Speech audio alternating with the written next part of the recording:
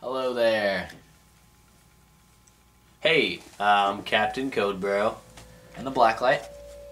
and we're two bros talking comics. Today we are talking about a non-Marvel comic. So far, all we've done is Marvel.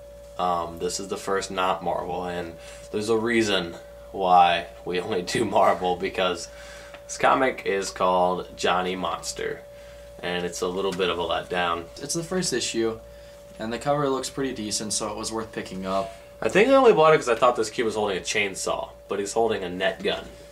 Yeah. It's a little weak. But it's written by Josh Williamson and drawn by J.C. Grande. I didn't hate it. I didn't necessarily hate it. I didn't think it was anything special. It was very mediocre. The art's decent. It's not... The art's just really childish. I mean, when you first open it up, the art is just like, just real childish. The story wasn't all that great either. The story opens up with two monsters battling out in the middle of a city.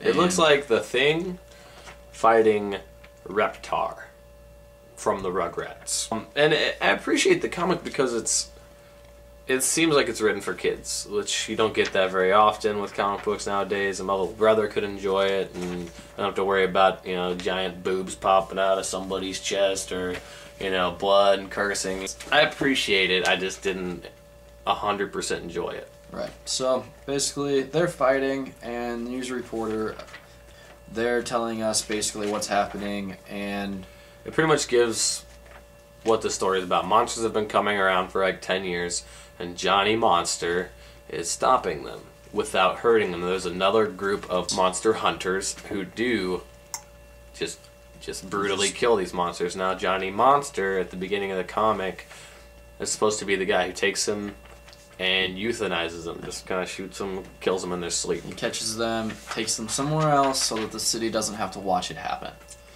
Now, they speak a crazy language, just gibberish, and it's called monster language, and nobody really understands it. And then you get a flashback of a diary and the baby being held by a monster.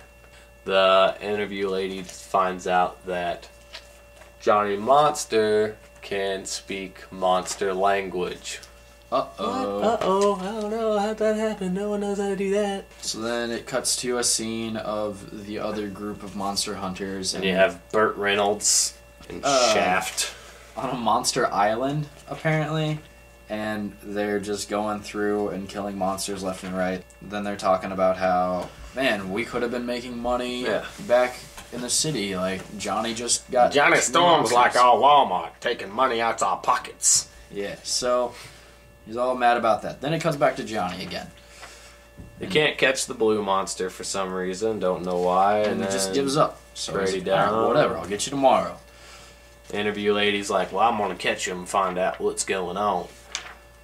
So then it's back to Johnny and his monster mobile, and he's going under the earth to this paradise. It's just so cheesy, man. Like, this is like, look at this monster. He's like waving and smiling. He's like, look, I'm not a monster. I'm just taking a bath. The flashback that we had earlier is Johnny as a kid. That's how he learned to speak monsters, because he was either taken in by a monster or his parents are monsters. We don't know. Well, at the end of the comic, essentially, this giant monster comes in and hugs him.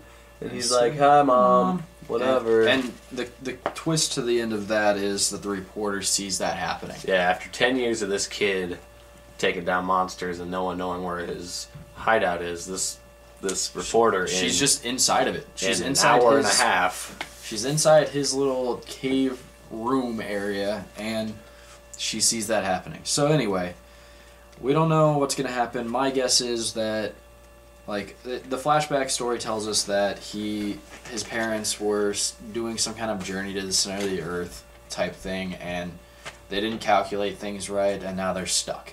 The Blacklight says he's not going to buy number 2. Probably. Because he hated it. It wasn't that good. I didn't hate it. I'll probably buy the second one to find out whether or not his parents, if this is his mother, his true mother, who is a monster, or if that's his adopted mother as a monster. Which is the way I take it. Like, the baby is crawling out of the ship that the humans came down into the earth in. He crawls out of it, and a monster picks him up. And so, to me, it just seems like he's being adopted, taken into this family of monsters. But, I mean, I was wondering if maybe his mother was a woman, like most mothers. A human woman. And then got turned into a monster later on. We'll Either see. way, if my pool is super heavy, I'm not going to pick this comic up. But if it's just like yesterday and I had 2 comics in my pool, then yeah, I'll pick up number 2 and I'll read it. See how it is. I'm realizing now this is a 1 of 3, so... Yeah, I mean, it's not like an online series. I might buy it. Like, I didn't realize that it was just the first of 3. So, we'll see what happens. Meh. I'd say about a 2, if that. Wow, I was going to go 1.5. Oh, well, I guess... Maybe I hated it more than he did. Maybe. 1.5 out of 5. Next issue could be a lot better. I don't know. I'm just not into Barney. Yes. It just reminds me of big old Barneys hugging each other and then monster dudes killing them. And here's Uncle Boneless with our final take of Johnny Monster.